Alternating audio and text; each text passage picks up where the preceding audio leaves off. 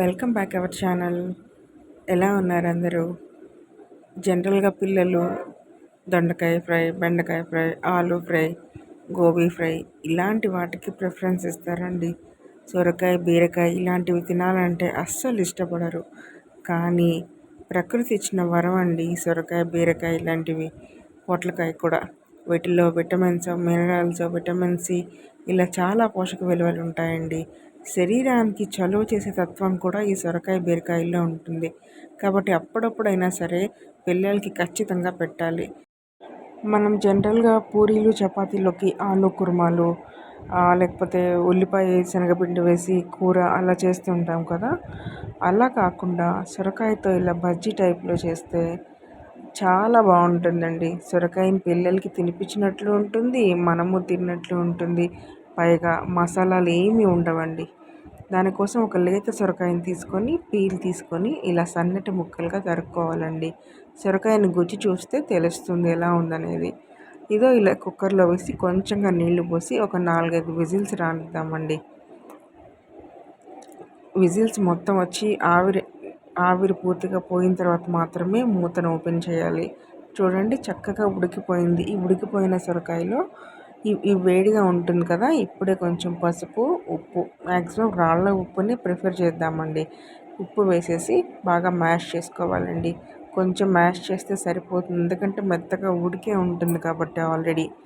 ఇప్పుడు దీనికోసం మనం తిరగమాత వేసుకోవాలి. బాండ్లీ పెట్టుకొని నేను నెయ్యి వేసానండి తిరగమాత కోసం, నూనె వేయలేదు.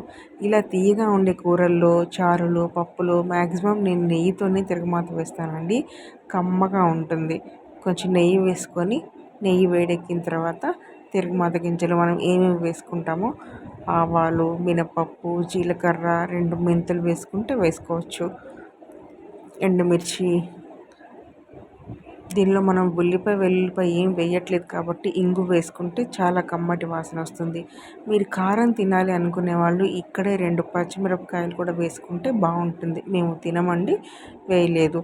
ఇది కరివేపాకు కూడా వేసి తిరుగుమాత అంతా బాగా వేగిన తర్వాత దీన్ని తీసుకొని మనం ఆల్రెడీ ఉడకబెట్టుకున్న సొరకాయ గుజ్జులో వేసానండి.